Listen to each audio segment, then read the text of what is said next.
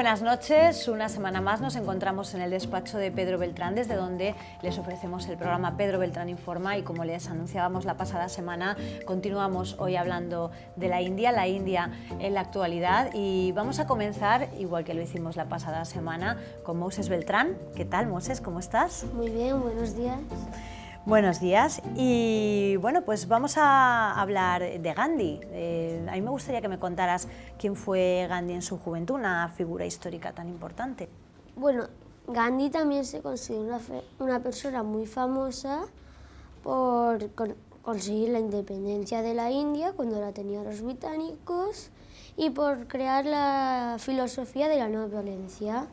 Yo recomiendo estas películas que tenemos de Gandhi, Sí. muy buenas para los telespectadores. Me gustaría mucho que las diesen, que estaría muy bien. Gandhi nació en 1869 En la India. En la India. Claro. Y se casó joven, ¿no? Se casó Creo. a los 13 años. Sí. Algo que aquí no veríamos nunca. Claro. Luego se fue a Londres a estudiar Derecho, que tenía unas notas muy buenas, y se sacó la licencia de Derecho. La licenciatura de Derecho, claro. Y luego se vino a India y se hizo un despacho propio de abogados. Como no le iba muy bien, se fue a Sudáfrica. Sí. Y ahí empezó a luchar contra las leyes de discriminación, que por la mayoría eran negra y por la minoría la blanca. Que justo tuvo un incidente nada más llegar. Pues Sí, ¿qué le pasó? pidió un ticket de tren de primera clase y como el revisor le dijo: esos tickets no son para negros, son para blancos, vete con los de tercera clase, que son los tuyos. Que ahí había tercera clase en los trenes. Sí. Y al final la cosa se complicó, enseñó su ticket de Derecho y le echaron por la fuerza. Vaya. Bueno, pues nada menos que 22 años estuvo Gandhi en Sudáfrica, ¿verdad? Sí. Bien. ¿Qué pasó cuando Gandhi regresó a la India? Al regresar a la India, pues empezó abandonando un poco la abogacía y empezó pues con la política, y se convirtió en el protagonista más famoso de la independencia de la India. Ajá. Luego, en esa época, pues se caracterizó toda la independencia, por la no violencia. Sí. Luego, en Gran Bretaña entró en la Primera Guerra Mundial. Sí. Y les dijeron a los indios: ayudarnos y os prometemos que os daremos la independencia tras la guerra si la ganamos. La ganaron. Y luego pues murieron decenas de miles de indios y dijeron los británicos: ya nos la damos la independencia. Luego en la Segunda Guerra Mundial pues le dijeron lo mismo y dice Gandhi: pues Claro, ya no vamos a aceptarlo. Le habían engañado una vez ya. Nos han engañado. Y pues dijeron los británicos: vamos a encerrarle. Lo encerraron mucho tiempo en la cárcel. Bueno. ¿Y cómo era Gandhi en su vida privada? Pues Gandhi era un asceta que no tenía ninguna relación, se hacía su propia ropa, no le gustaban los lujos, solo le gustaba andar, no le gustaba ir con coche, y comía nada más que verduras y frutas, y todo sin cocinar, vamos, pescado sin cocinar ni nada. Vaya. ¿Por qué se dividió la India en dos países, Moses? Gandhi lo que quería es, tras la independencia de India, pues unir Pakistán, India y Bangladesh, que estaban juntos. Sí. Pero dijeron, como la diferencia entre musulmanes e hindúes es gigantesca, pues los hindúes creen en 300 dioses de piedra y los musulmanes creen en Alá, pues una diferencia tremenda. Gandhi hasta intentó juntar las religiones, algo imposible. Ofreció la presidencia de la India y de Pakistán juntos, pero como los conflictos eran muy grandes, aún siguen habiendo en algunas zonas en India y Pakistán, pues no lo consiguió finalmente. Bueno, pues muchísimas gracias, Moses, porque la verdad es que nos has ayudado a entender la figura de Gandhi, una figura tan importante en la historia como es la de Gandhi. Gracias. De nada.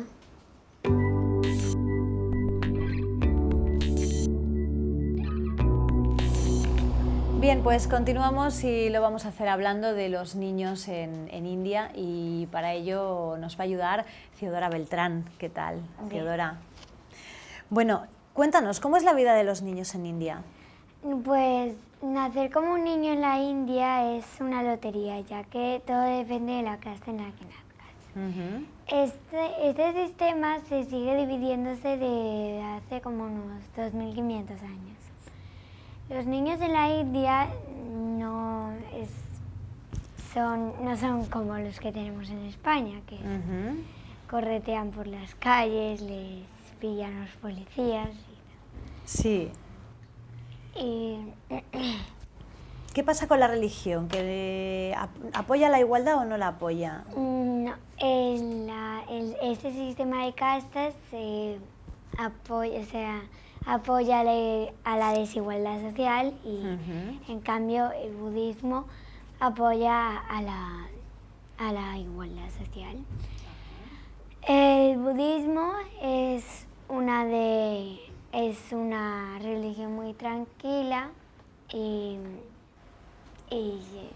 bueno, y apoya esa igualdad, ¿no? Y los budistas son los que pertenecen a la última casta, a la de los intocables. Pero vamos a hablar de las castas. Theodora, ¿cuáles son las castas? la primera casta es la más que viene de la boca de Brahma, es la de los sacerdotes y maestros. La segunda de los políticos, que viene de los hombros de Brahma. Sí. La tercera de los campesinos, todas esas cosas, que viene de los codos. Sí. Luego la cuarta, sí, que son de los siervos, obreros, y que viene de los pies de Brahma. Sí. La quinta, es la quinta categoría, que ni siquiera se considera como casta, llamada los intocables, que, por ejemplo, si un niño nace como un intocable, como su padre era intocable, pues el hijo del padre tiene que ser lo que fue el padre. Entonces, si un niño no puede ir a la escuela, tiene que limpiar los váteres y todas esas cosas, y pues no puede permitirse ningún lujo ni nada de eso. Entonces, Pobrecitos, ¿no? Bueno, cuando la base de toda religión hinduista está la idea de que los hombres no son iguales y que dentro de cada casta uno tiene su propio deber. no pueden casarse. Ajá, Tiene. vale. Y cuando la persona muere, el alma, El alma, pues... ¿qué pasa con el alma? Se llama karma, ¿no? Sí, Theodora. karma es cuando el alma es como cuando el alma muere, pues se convierte en otra persona. Ajá. O sea, en la siguiente reencarnación se mueren en otra persona. Y si te portas mal, puedes bajar De o categoría, subir de casta. Pues, Y si te portas bien, al revés, ¿no? Puedes subir. Si eres un intocable y te has portado mal, pues puedes convertirte en un animal. En la próxima vida. Madre mía. ¿Se pueden casar entre personas de distintas castas? No, por ejemplo, los sacerdotes, los políticos, una política tiene que casarse con un político, entonces no pueden un político con una obrera. De otra casta. Y tienen que permanecer en su casta toda la vida hasta en la siguiente reencarnación, y no pueden. No puede mezclarse con el resto. Bien, ¿y en qué países se aplica el sistema de castas? En los países casi todos, en todos los países que son hinduistas, que creen en el hinduismo, pues creen en el sistema de castas. Vale, India, por ejemplo, Nepal, Nepal, y Bali, luego en Indonesia. Y algunas amplias zonas de Bangladesh, ¿no? y Pakistán. Incluso las comunidades indias del Reino Unido Sí. también se practica el sistema de castas. Oye, Ciodora, ¿a qué edad se suelen casar los niños en India? Los niños en India suelen casarse desde los 10 o 13 años y pues no pueden elegir con quién casarse, los que se van a casar. Los padres pues tienen que decidir con quién se casa la niña, con quién se casa el niño. ¿Y se casan por amor o no? Solo un 90% no son por amor y el otro 10% son por amor. Luego, un 1% son de divorcios, los divorcios, Sí. se divorcian y es mal visto por la sociedad, ya solo un 1%. ¿Y los padres cuando se casan y van a tener niños, qué prefieren tener, niños o niñas? Los padres prefieren tener niños, ya que las niñas dicen que no es ningún ahorro, que son muy caprichosas, que no son especiales ni nada. Y en cambio los niños dicen que les da un ahorro. ¿Trabajan los niños en la India? Sí, desde los 5 años, y la mayoría trabajan en tabaco y fuman y todo eso, y que provoca asma y muchas enfermedades entonces. Claro. Y luego las casas en la India no son como las que tenemos nosotros, Claro. son como un trastero, trasto, sí. Entonces, para concluir un poquito con el tema de los niños en India, Cio, a mí me da la sensación de que no importa lo que haga un niño en la India, sino que al final todo depende de la familia en la que nazca, ¿no? Y de la casta Claro. en la que esté ubicada esa familia. Sí. Es así, ¿no? Vaya. Bueno, pues muchísimas gracias por hablarnos de los niños en India y nos ha quedado muy claro todo lo que nos has contado. Gracias. Y a ti.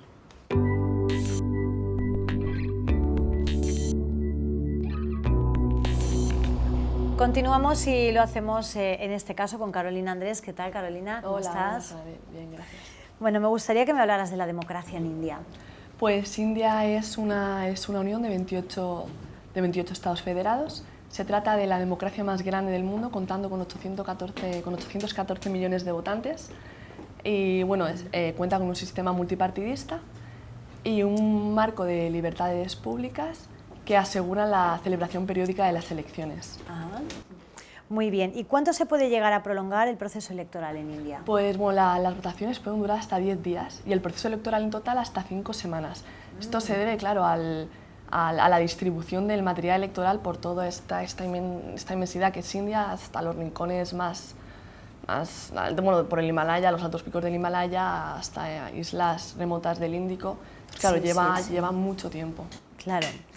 ¿Se producen irregularidades en las elecciones en India? Porque al ser tanta gente y este territorio, como tú decías, tan amplio, bueno, pues debe ser difícil mantener la transparencia y la legalidad de un proceso electoral, ¿no?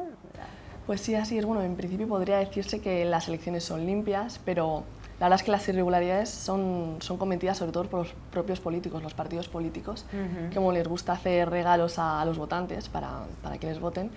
Y bueno, por ejemplo, en los barrios más pobres pagan hasta 100 rupias, que son alrededor de un euro con algo, a los votantes que les voten. Y luego en los barrios un poquito de clase más alta, regalan hasta televisores. Ah, vaya. Sí, sí. Tremendo. Bueno, ¿podemos decir que India es un país democrático, Carolina? Pues bueno, la respuesta sería al 50%, sí, al 50%. Es democrático cuando se celebran las elecciones contando con la libertad de movimiento y libertad de expresión, y bueno, no lo es si hablamos del funcionamiento de las instituciones y de los políticos. Claro. Muy bien, pues muchísimas gracias por tu intervención de hoy. Gracias.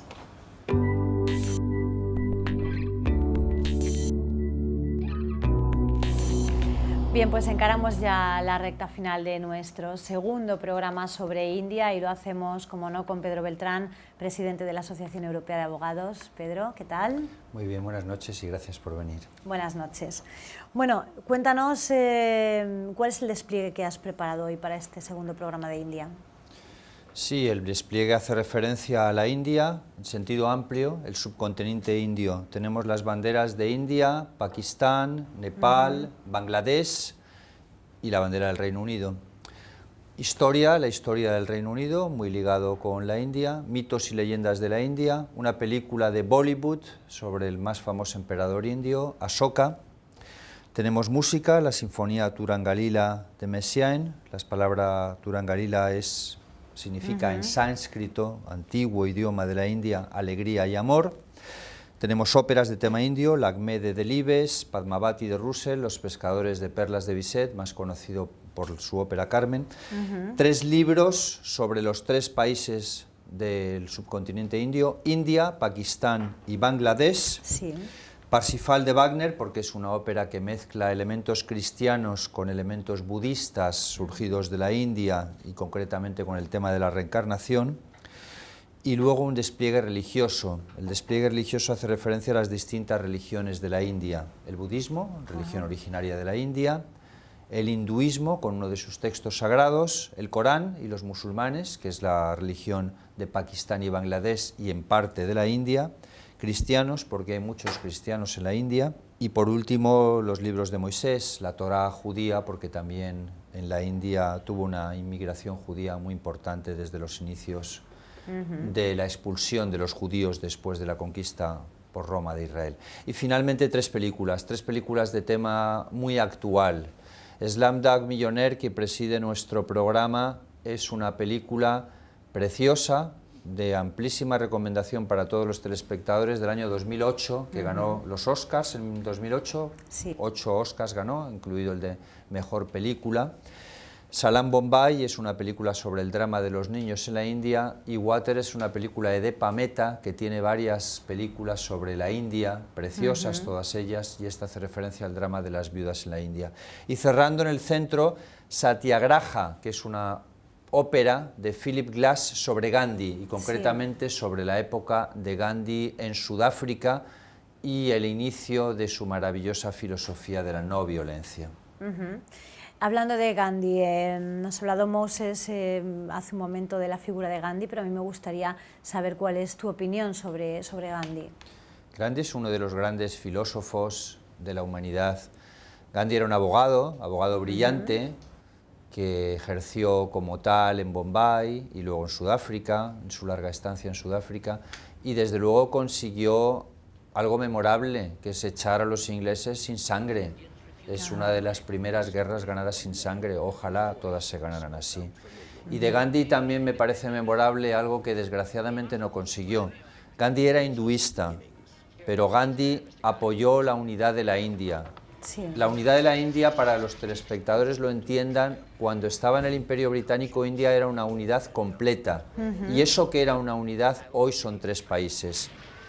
India se subdividió entre India y Pakistán. Gandhi luchó totalmente contra esto. Ofreció a Jinnah, el gran líder de los musulmanes, la presidencia de la India unida. Y Gandhi fue asesinado por un hindú. Mucha gente dice que lo asesinó un terrorista musulmán, no es cierto, un fanático hindú. Gandhi luchó contra el fanatismo y Gandhi era una persona religiosa, pero que creía en la tolerancia religiosa. Qué maravilloso hubiera sido India si se hubieran cumplido las doctrinas de Gandhi, porque ese conflicto entre India y Pakistán es básico hoy en la lucha que existe entre India, Pakistán y una tercera entidad que se crea, que se llama Bangladesh.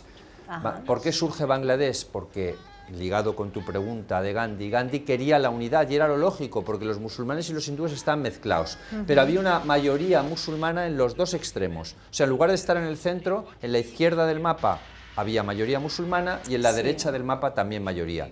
¿Qué única solución cuando dividen? Es hacer dos estados, India en medio y los dos Pakistanes se quedan cada uno a cada lado del mapa, Pakistán occidental y Pakistán oriental. Gandhi se oponía completamente a esto. Claro, fracasa porque un Pakistán y otro estaban separados por 2.500 kilómetros. Claro. Bangladesh, Pakistán oriental, decide nosotros queremos ser independientes y en 1971, no hace tantos años, surge un nuevo estado, Bangladesh, dentro del subcontinente indio. Claro, Gandhi luchó contra esa intolerancia religiosa, luchó por decir, vamos a ver, ¿por qué no convivimos con distintas religiones dentro del mismo país? Claro. Pero eso desgraciadamente no le salió bien. Él se puso en huelga de hambre hasta casi morir para que cesaran los incidentes. Algunos incidentes cesaron, pero los indios y los pakistaníes se siguen matando hoy. Y es grave porque además los dos países tienen bomba nuclear. Sí. Son 7 países solo en el mundo que tienen las bombas nucleares y entre ellos están India y Pakistán. Pedro, ¿qué opinión te merece la democracia tal y como está entendida en India? Es muy elogiable en comparación con otros países, como por ejemplo China, donde simplemente es que no hay democracia. Gobierna un partido que se llama comunista con el capitalismo más salvaje que puede existir. En la India sí que en el papel es un sistema democrático y se vota, hay elecciones, hay un parlamento, todo eso está heredado de los británicos. Lo que ocurre es que es un país demasiado grande, son muchas las diferencias, pero me parece un gran progreso que exista la democracia en la India, en cualquier caso, en comparación con otros, y además es una democracia que ha existido ininterrumpidamente desde el año 1947, desde el famoso Día de la Independencia de la India, el 15 de agosto. ¿Cuál es el papel de los niños o de las mujeres, por ejemplo, en India? Los niños, como nos explicaba antes muy bien Theodora, depende de dónde nazcas, es una lotería. Te puede tocar la lotería bien o te puede tocar la lotería mal. Y ahí es muy mala esa desigualdad que existe. Hay otra película preciosa de Deepa Mehta que se llama Los hijos de medianoche, no hemos podido aquí traer todas las películas, claro. tiene también otra que se llama Fuego, otra que se llama Cielo. Concretamente está basada en una novela de Salman Rushdie. Salman Rushdie será muy conocido por los telespectadores porque es indio también, Salman Rushdie. Hace referencia al conflicto al que hacíamos referencia ahora mismo. Salman Rushdie le condenan los iraníes fanáticos a muerte. Bueno, no han ejecutado la sentencia, no lo han conseguido matar de momento, está escondido muchos años, ahora parece que sale un poquito más a pasear, precisamente por escribir una novela contra Mahoma. Pues bien, esta película de Deepa Mehta, Salman Rushdie escribió el guión y escribió la novela y él mismo, Salman Rushdie, actúa como narrador. Hace referencia a los niños en la India porque es graciosísima la película, porque nacen 2 niños en un hospital. Una enfermera los cambia, se equivoca. Uno es de familia hindú, muy rica, y otro es de familia musulmana, muy pobre. Como los cambian, pues resultan que viven destinos y vidas completamente distintas a la de sus padres. Claro, claro.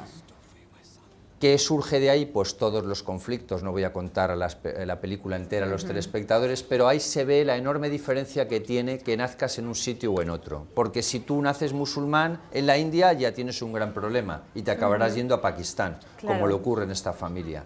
Si a la inversa naces hindú en Pakistán, te vas a cambiar de bando también. Y luego lo más desgraciado de todo es el sistema de castas que tienen, que es un atraso histórico que padecen desde hace 5.000 años, que se ha suavizado, se han hecho muchos intentos en Alicante, la Fundación Vicente Ferrer, tú colaboraste también en esto, tú tuviste una ponencia con unas entrevistas, pero bien han mejorado un poquito, lo de las castas lo han mejorado un poco, pero sigue estando bastante muy arraigado. mal. Se nos ha acabado el tiempo, pero a mí me gustaría que, aunque fuera en unos segundos, nos dijeras cómo ves tú el futuro de India. El futuro de India lo veo complicado con el partido que gobierna, porque es un partido muy conservador. No es malo quizás lo de ser conservador, depende de dónde seas conservador. Si eres conservador con el Bharatiya, que en traducción significa Partido Popular, la palabra Bharatiya es simplemente el nombre que tiene allí el partido, y dices que lo fundamental es la religión hinduista y las tradiciones hinduistas, pues vas un poco mal. Y realmente en ese sentido tiene que luchar mucho más contra la desigualdad social. En India 800 millones de personas viven con $2 al día. Tendrían que luchar contra la desigualdad social y corregir esa injusticia tan grande de las castas con medidas mucho más efectivas. La semana que viene vamos a seguir con la India solo con religión. Ajá, muy Vamos bien, a hablar perfecto. solamente de budismo e hinduismo. Y la siguiente semana hablaremos del Islam, en referencia a la religión de Pakistán y Bangladesh, porque India es cuna de religiones y paraíso de religiones. Por tanto, haremos un análisis concreto de la India desde una perspectiva religiosa en los 2 próximos programas. Muy bien, Pedro, pues la verdad es que encantados, imagino que los telespectadores también, porque es un tema apasionante. Muchísimas gracias. Gracias a ti siempre y a Información TV. Pues ya lo saben, nos quedamos en India durante las 2 próximas semanas, así que estén atentos y mientras tanto disfruten, nos vemos pronto.